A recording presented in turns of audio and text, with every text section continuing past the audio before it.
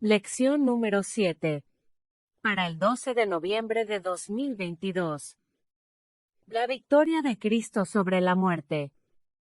Sábado 5 de noviembre. Para memorizar. Apocalipsis 1, versículos 17 y 18. Cuando le vi, caí como muerto a sus pies. Y él puso su diestra sobre mí, diciéndome, no temas, yo soy el primero y el último, y el que vivo, y estuve muerto, mas he aquí que vivo por los siglos de los siglos. Amén. Y tengo las llaves de la muerte y del Hades. La resurrección de Jesús es fundamental para la fe cristiana. Pablo declaró, porque si los muertos no resucitan, tampoco Cristo resucitó, y si Cristo no resucitó, vuestra fe es vana, aún estáis en vuestros pecados. Entonces también los que durmieron en Cristo perecieron. Ver 1 de Corintios 15, versículos del 16 al 18. Por lo tanto, por más que Pablo destaque la relevancia de la muerte de Cristo, en 1 de Corintios 2:2, esta realmente no nos sirve de nada sin la resurrección.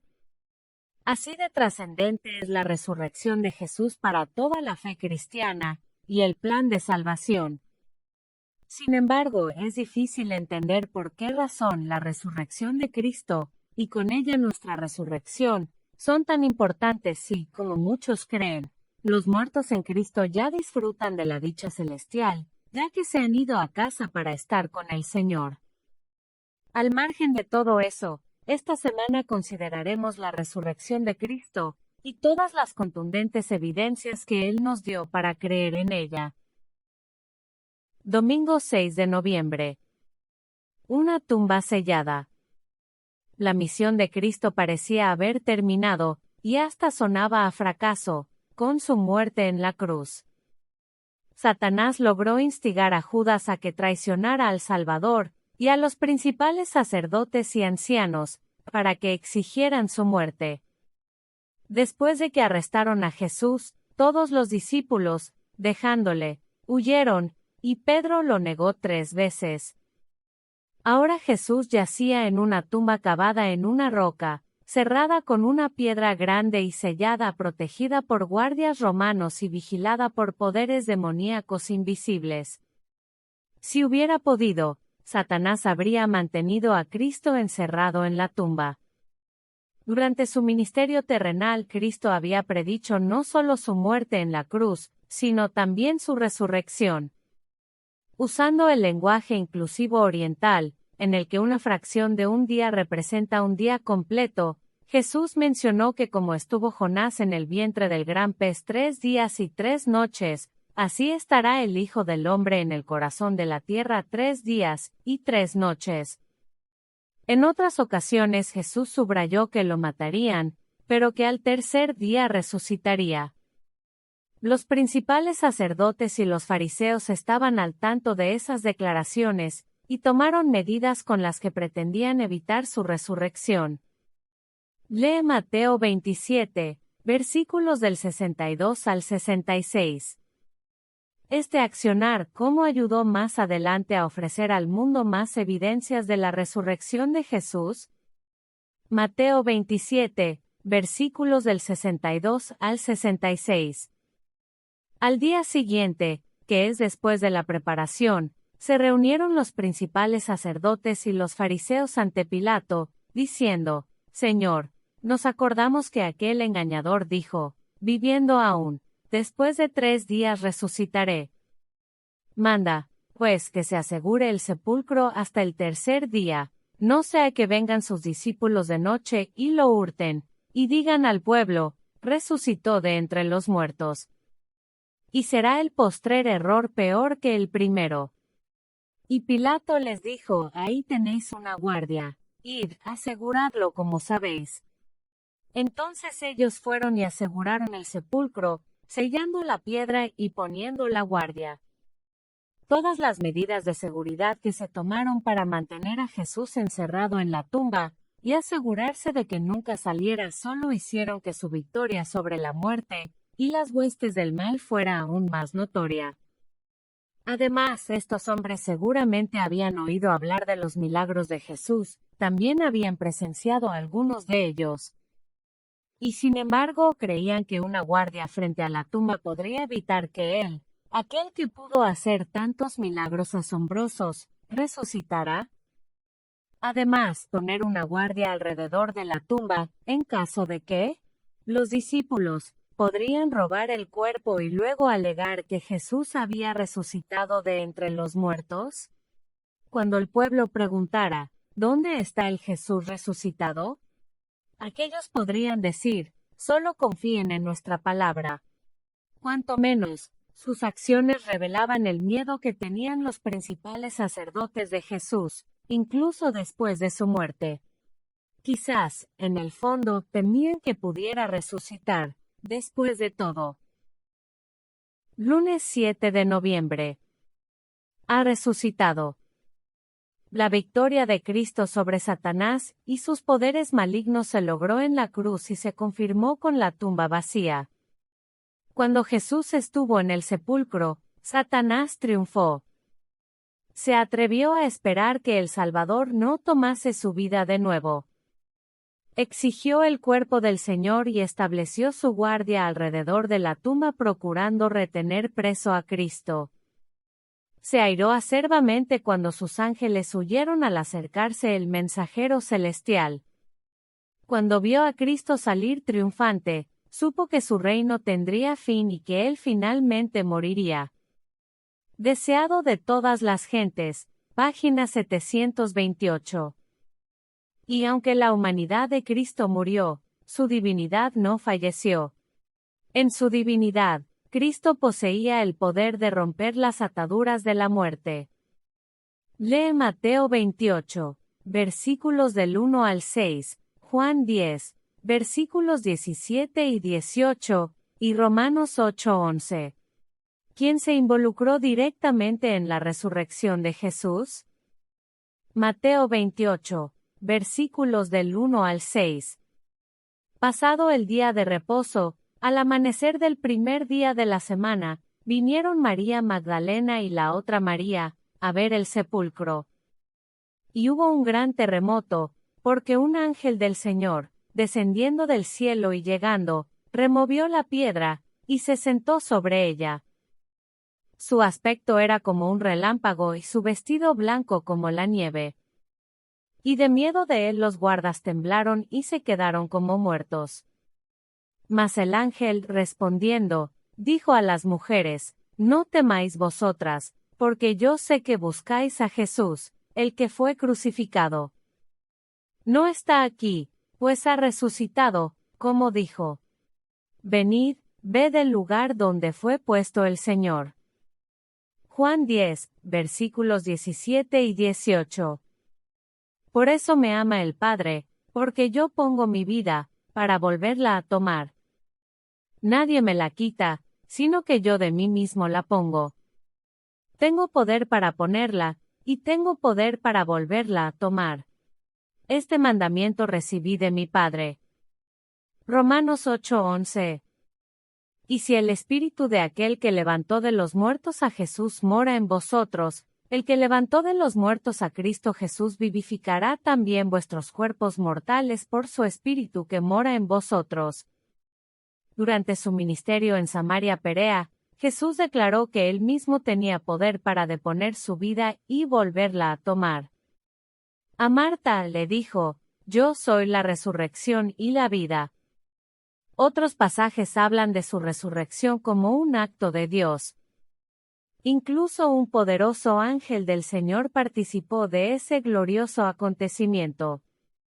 Mientras tanto, Mateo 28, versículos 11 al 15, revela los esfuerzos inútiles y necios de las autoridades para seguir luchando contra Jesús.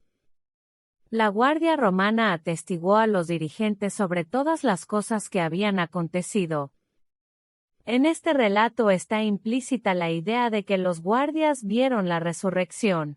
Si no fuese así, ¿qué sentido tendrían sus palabras? Un ángel descendió del cielo, movió la piedra, se sentó sobre ella y los guardias perdieron el sentido. Lo siguiente que recuerdan es que la tumba está vacía. Quizá, mientras los romanos estaban inconscientes, el ángel se llevó el cuerpo de Jesús. Tal vez fueron los discípulos. ¿O algún otro lo robó? Sea como fuere, el cuerpo de Jesús, obviamente, no estaba. El ángel que descendió del cielo, los hombres desfallecidos del susto y la tumba vacía habrán sido bastante desconcertantes para los dirigentes religiosos. Pero el hecho de que les hayan dado mucho dinero a los soldados para mantenerlos callados implicaba que todo lo que los soldados les contaron los perturbó profundamente. Y lo que narraron, por supuesto, era la resurrección de Jesús. Para meditar. Algunos se burlan de la idea de que los primeros que vieron al Cristo resucitado hayan sido los romanos. ¿Por qué? ¿En qué medida esta verdad es un símbolo de lo que vendría, que el Evangelio también llegaría a los gentiles? Martes 8 de noviembre. Muchos se levantaron con él. Y he aquí el velo del templo se rasgó en dos, de arriba abajo, y la tierra tembló, y las rocas se partieron y se abrieron los sepulcros, y muchos cuerpos de santos que habían dormido, se levantaron, y saliendo de los sepulcros, después de la resurrección de él, vinieron a la santa ciudad, y aparecieron a muchos.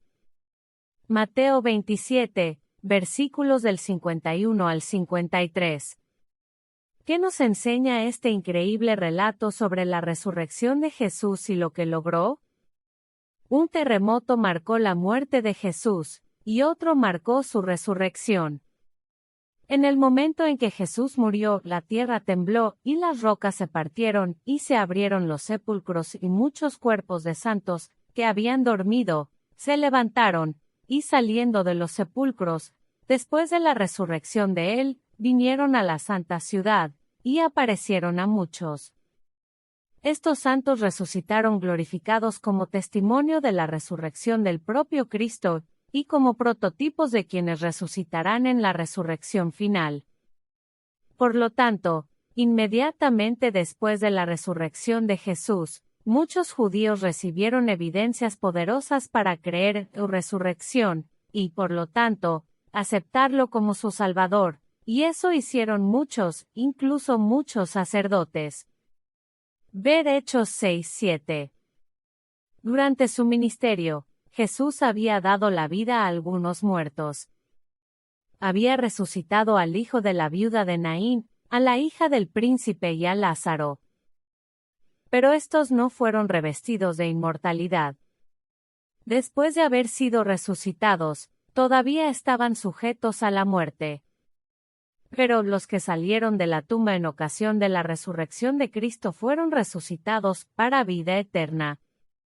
Ascendieron con él como trofeo de su victoria sobre la muerte y el sepulcro. Estos entraron en la ciudad y aparecieron a muchos declarando, Cristo ha resucitado de los muertos, y nosotros hemos resucitado con él. Así fue inmortalizada la sagrada verdad de la resurrección. Deseado de todas las gentes, página 730. Humanamente hablando, los principales sacerdotes y los ancianos tenían grandes ventajas.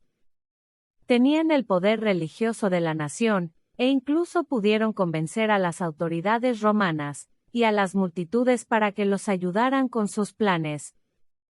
Pero se olvidaron de que el Altísimo tiene el dominio en el reino de los hombres, y lo da a quien Él quiere.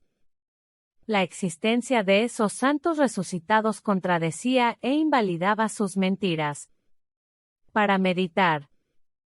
Por más difíciles que puedan ponerse las cosas ahora, ¿por qué podemos confiar en la victoria final de Dios en nuestro favor, mientras todavía luchamos en este mundo caído? Miércoles 9 de noviembre. Testigos del Cristo resucitado. Lee Juan 20, versículos del 11 al 29, y Primera de Corintios 15, versículos del 5 al 8. ¿Cómo reaccionaron los discípulos cuando por primera vez se encontraron con el Cristo resucitado? Juan 20, versículos del 11 al 29. Pero María estaba fuera llorando junto al sepulcro, y mientras lloraba, se inclinó para mirar dentro del sepulcro, y vio a 2 ángeles con vestiduras blancas, que estaban sentados el uno a la cabecera, y el otro a los pies, donde el cuerpo de Jesús había sido puesto. Y le dijeron: Mujer, ¿por qué lloras?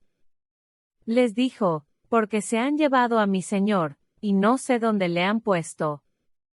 Cuando había dicho esto, se volvió, y vio a Jesús que estaba allí, mas no sabía que era Jesús. Jesús le dijo: Mujer, ¿por qué lloras? ¿A quién buscas? Ella, pensando que era el hortelano, le dijo: Señor, si tú lo has llevado, dime dónde lo has puesto, y yo lo llevaré. Jesús le dijo: María. Volviéndose ella, le dijo: Raboni. ¿Qué quiere decir, maestro? Jesús le dijo: No me toques, porque aún no he subido a mi Padre, mas ve a mis hermanos, y diles: Subo a mi Padre y a vuestro Padre, a mi Dios y a vuestro Dios.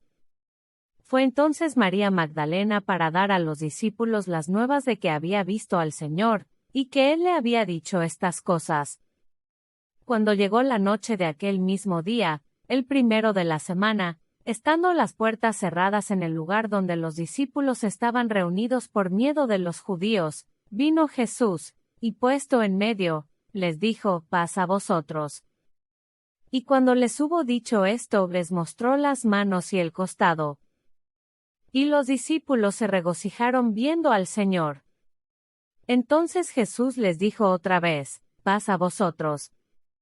Como me envió el Padre, así también yo os envío. Y habiendo dicho esto, sopló, y les dijo: Recibid el Espíritu Santo. A quienes remitiereis los pecados, les son remitidos, y a quienes se los retuviereis, les son retenidos. Pero Tomás, uno de los 12, llamado Dídimo, no estaba con ellos cuando Jesús vino. Le dijeron, pues, los otros discípulos: Al Señor hemos visto. Él les dijo: Si no viere en sus manos la señal de los clavos, y metiere mi dedo en el lugar de los clavos, y metiere mi mano en su costado, no creeré. 8 días después, estaban otra vez sus discípulos dentro, y con ellos Tomás. Llegó Jesús estando las puertas cerradas, y se puso en medio y les dijo: Paz a vosotros.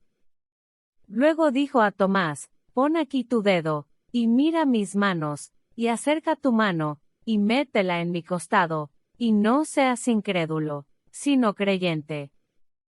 Entonces Tomás respondió y le dijo: Señor mío, y Dios mío. Jesús le dijo: Porque me has visto, Tomás, creíste. Bienaventurados los que no vieron, y creyeron. Primera de Corintios 15, versículos del 5 al 8. Y que apareció a Cefas, y después a los 12. Después apareció a más de 500 hermanos a la vez, de los cuales muchos viven aún, y otros ya duermen. Después apareció a Jacobo, después a todos los apóstoles, y al último de todos, como a un abortivo, me apareció a mí. Los 2 ángeles de la tumba vacía anunciaron a María Magdalena, y a algunas otras mujeres que Jesús había resucitado. Pero pronto Jesús mismo se les apareció, y lo adoraron. También se le apareció a Pedro, y a los 2 discípulos que iban camino a Emaús, cuyo corazón ardía mientras les hablaba. Cuando Jesús entró en el aposento alto, al comienzo los discípulos estaban aterrorizados y asustados, pero luego se llenaron de gozo y se maravillaron de lo sucedido. Una semana después, Jesús volvió a entrar en la misma habitación sin abrir las puertas, y en ese momento hasta Tomás creyó en su resurrección. Durante los 40 días transcurridos entre la resurrección y la ascensión, Jesús se apareció a más de 500 hermanos a la vez, y a Jacobo. Jesús se reunió con algunos discípulos a la orilla del mar de Galilea, y desayunó con ellos, y posteriormente tuvo una charla con Pedro. Quizás haya habido otras apariciones de Jesús antes de su última aparición en su ascensión. Pablo también se consideraba un testigo ocular del Cristo resucitado, porque se le apareció camino a Damasco. La primera vez que los demás discípulos le dijeron al ausente Tomás que habían visto al Señor resucitado, él reaccionó: si no viere en sus manos la señal de los clavos, y metiere mi dedo en el lugar de los clavos, y metiere mi mano en su costado, no creeré. Una semana después, cuando Jesús volvió a aparecer ante los discípulos, ahora con Tomás entre ellos, Jesús le dijo: pon aquí tu dedo, y mira mis manos, y acerca tu mano, y métela en mi costado, y no seas incrédulo, sino creyente. Entonces Tomás confesó: Señor mío, y Dios mío. Y Jesús agregó: porque me has visto, Tomás, creíste. Bienaventurados los que no vieron, y creyeron. Para meditar. Bienaventurados los que no vieron, y creyeron. Aunque no hayas visto personalmente al Cristo resucitado, ¿qué otras razones tienes para ejercer fe en Jesús? Jueves 10 de noviembre. Primicias de los que durmieron. Lee 1 de Corintios 15:20, a la luz de Deuteronomio 26, versículos del 1 al 11. ¿En qué sentido se refirió Pablo al Cristo resucitado como primicias de los que durmieron? 1 de Corintios 15:20. Mas ahora Cristo ha resucitado de los muertos, primicias de los que durmieron es hecho. Deuteronomio 26, versículos del 1 al 11. Cuando hayas entrado en la tierra que Jehová tu Dios te da por herencia, y tomes posesión de ella y la habites, entonces tomarás de las primicias de todos los frutos que sacares de la tierra que Jehová tu Dios te da, y las pondrás en una canasta, e irás al lugar que Jehová tu Dios escogiere para hacer habitar allí su nombre. Y te presentarás al sacerdote que hubiere en aquellos días, y le dirás: declaro hoy a Jehová tu Dios, que he entrado en la tierra que juró Jehová nuestros padres que nos daría. Y el sacerdote tomará la canasta de tu mano, y la pondrá delante del altar de Jehová tu Dios. Entonces hablarás y dirás delante de Jehová tu Dios: un arameo a punto de perecer fue mi padre, el cual descendió a Egipto y habitó allí con pocos hombres, y allí creció, y llegó a ser una nación grande, fuerte y numerosa, y los egipcios nos maltrataron y nos afligieron, y pusieron sobre nosotros dura servidumbre. Y clamamos a Jehová el Dios de nuestros padres, y Jehová oyó nuestra voz, y vio nuestra aflicción, nuestro trabajo y nuestra opresión, y Jehová nos sacó de Egipto con mano fuerte, con brazo extendido, con grande espanto, y con señales y con milagros, y nos trajo a este lugar, y nos dio esta tierra, tierra que fluye leche y miel. Y ahora, he aquí he traído las primicias del fruto de la tierra que me diste, oh Jehová. Y lo dejarás delante de Jehová tu Dios, y adorarás delante de Jehová tu Dios. Y te alegrarás en todo el bien que Jehová tu Dios te haya dado a ti y a tu casa, así tú como el levita y el extranjero que está en medio de ti. La ofrenda de las primicias era una antigua práctica agrícola israelita con un profundo significado religioso. Era un reconocimiento sagrado de Dios como el proveedor misericordioso, que les había confiado a sus mayordomos la tierra donde crecían los cultivos que estaban a punto de ser cosechados. Las primicias no solo indicaban que comenzaba la cosecha, sino también revelaban la calidad de los productos. Según Wayne Grudem, al llamar a Cristo las primicias, en griego, aparge, Pablo utiliza una metáfora de la agricultura para indicar que seremos como Cristo. Así como las primicias o la primera degustación de la cosecha madura, muestran cómo será el resto de la cosecha para ese cultivo, así Cristo como las primicias muestra cómo será nuestro cuerpo resucitado cuando, en la cosecha final de Dios, nos resucite de entre los muertos y nos lleve ante su presencia. W. Grudem, Systematic Theology, página 615. Vale la pena recordar que Jesús salió de la tumba con un cuerpo humano glorificado, pero todavía llevaba las marcas de la crucifixión. ¿Significa esto que los hijos de Dios resucitados también llevarán las marcas físicas de sus propios sufrimientos? En el caso del apóstol Pablo, todavía llevará en su cuerpo glorificado el aguijón en la carne y las marcas del Señor Jesús. Hasta su muerte, Pablo había de llevar en su cuerpo las señales de la gloria de Cristo en sus ojos, que fueron enceguecidos por la luz celestial. La historia de la redención, página 274. Pero esto no significa que él o cualquier otro de los redimidos glorificados resucitarán con las marcas de sus propios sufrimientos. En el caso de Cristo, siempre llevará las señales de esa crueldad. Cada grabado de los clavos contará la historia de la maravillosa redención del hombre, y del costoso precio por medio del cual fue adquirida dicha redención. Sus cicatrices son las que nos garantizan que todas nuestras marcas desaparecerán para siempre. Para meditar. Cristo llevará por siempre las cicatrices de su crucifixión. ¿Qué revela eso sobre el amor de Dios por nosotros y cuánto costó salvarnos? ¿Cómo muestra, también, cuánto ha invertido la deidad para salvarnos? Viernes 11 de noviembre. Para estudiar y meditar. Lee Elena de White, El deseado de todas las gentes, en la tumba de José, páginas 714 a 724, El Señor ha resucitado, páginas 725 a 731, ¿por qué lloras? Páginas 732 a 737, El viaje a Emaús, páginas 738 a 742, paz a ustedes, página 743-1748. El juicio moderno no cree en algo como la resurrección de Jesús. Sin embargo, las evidencias históricas son tan fuertes que incluso aquellos que no pueden aceptar la realidad de la resurrección se ven obligados a admitir que muchos creían que habían visto al Jesús resucitado. Por lo tanto, gran parte de la apologética en contra de la resurrección consiste en intentar explicar qué pudo haber causado que todas estas personas diferentes creyeran que habían visto al Cristo resucitado.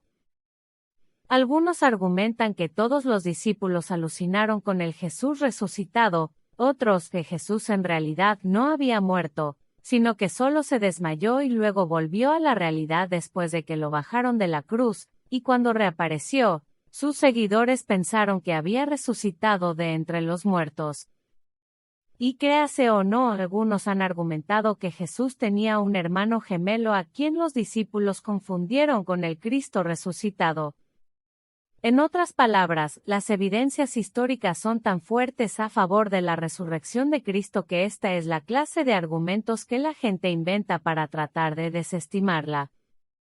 Como la resurrección en sí es tan importante, no deberían sorprendernos todas las buenas razones con las que contamos para creer en ella. La voz que clamó desde la cruz, consumado es, fue oída entre los muertos. Atravesó las paredes de los sepulcros, y ordenó a quienes dormían que se levantasen. Así sucederá cuando la voz de Cristo sea oída desde el cielo. Esa voz penetrará en las tumbas y abrirá los sepulcros, y los muertos en Cristo resucitarán. En ocasión de la resurrección de Cristo, unas pocas tumbas fueron abiertas, pero en su segunda venida todos los preciosos muertos oirán su voz y surgirán a una vida gloriosa e inmortal. El mismo poder que resucitó a Cristo de los muertos resucitará a su iglesia y la glorificará con él, por encima de todos los principados y potestades, por encima de todo nombre que se nombra, no solamente en este mundo sino también en el mundo venidero.